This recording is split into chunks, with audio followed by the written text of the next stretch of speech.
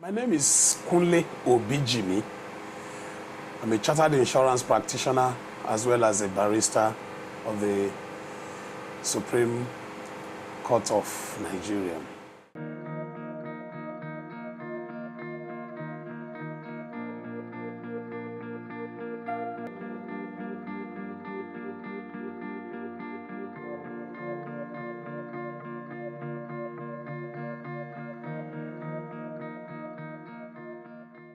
Yes, Nigeria remains the biggest economy in Africa, and then the insurance industry, with the latest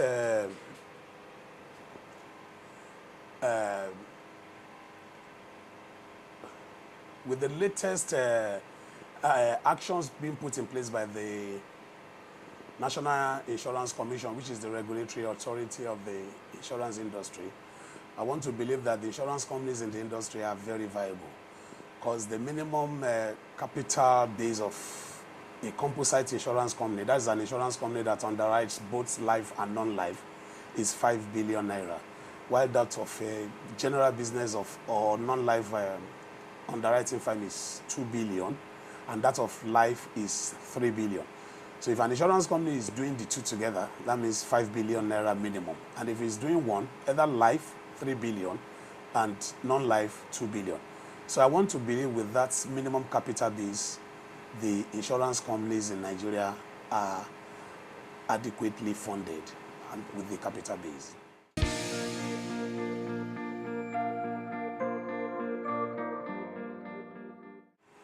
Yes, prior to the advent of that directive, where you have issues of business being placed with maybe deposit premium paid or nothing paid at all, but the cover will be affected, and there are a lot of unpaid premiums in the industry. But with the new directive, which made it compulsory, though the compulsion is by virtue of section 58 of the Insurance Act of 2003, that's without payment of premium, there won't be adequate cover. That's directive, or that provision has been on for a long time, but it's just of reason that NICON is hammering on it that you must have premium before you place cover.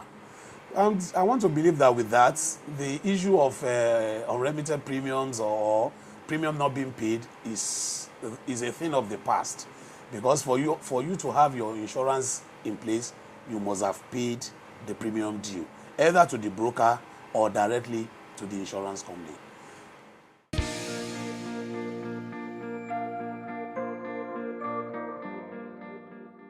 Well, there has been a lot of improvements, and I could remember in 1994,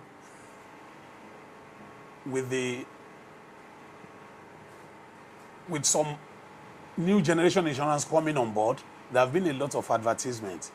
1994, if you could remember, that was when United States of America hosted the World Cup. There is this insurance company, Industrial and General Insurance Company. I can say IGI has been in the forefront of these adverts or penetration into the industry. A lot of people are eager to, they are happy seeing their adverts. So then there are some other new generation insurance companies also coming on board, and they've been advertising, unlike the previous years where there was nothing like adverts, and then coupled with the fact that insurance is a conservative business. But to me, as of today, there have been a lot of flexibility into the industry, with some people insuring, and then some are even going into these micro insurance policies, whereby there are a lot of agents are being introduced into the industry, going around the nooks and corners of the country or even towns, selling insurance, disseminating information about insurance products and insurance industry or insurance companies to people. Also, the market association within the industry, like the NIA, which is an association of insurance companies, they are also doing a lot of advertisement. Also, the association of brokers, which is the NCRIB, they are also doing a lot to propagate insurance to the public.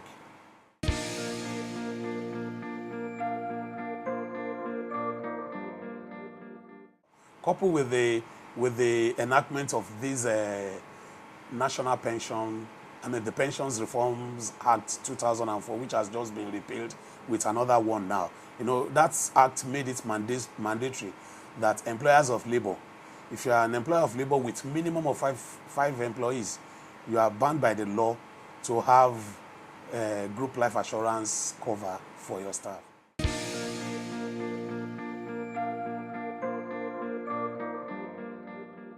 Actually, you know, those insurance companies being backed by banks, they have a lot of advantage over others who are not backed by banks. The reason being that as a bank is more or less a captive market for these insurance companies. Their insurance, their customers, their clients or assets, whatever. And even whenever they are giving facility to their customers, their insurance companies is in the forefront. So to me, they have undue advantage. They have an added advantage over others in the industry. But they too, like I said earlier on, they are also assisting in the propagation of insurance to the public.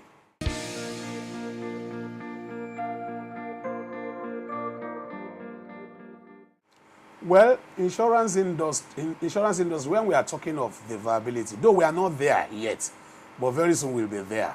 Reason being that in the advanced countries, it is the insurance companies that own banks.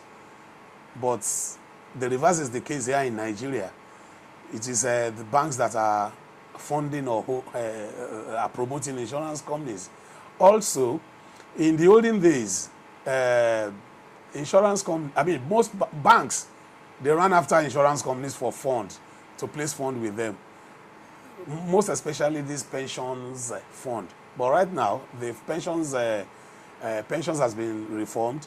There's nothing like the insurance companies are not the one administrating pensions now. We have PFAs, and most of these PFAs too are backed by banks. So the era of banks coming to insurance companies is over. So it's vice versa. But I want to believe with time we will get there when the insurance industry will take its prime position in the industry. Let me just remind you that insurance is the bedrock of the economy. Reason being that all the assets or whatever that you have, if they are adequately insured and any unforeseen situation occurs, definitely the insurance company is there. Insurance is there to put that person back to where he was prior to the loss.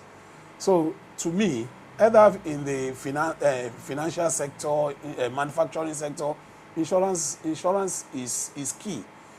But like I said, sooner or later we get there. Insurance industry to me is viable and is going to remain viable for a long time to come.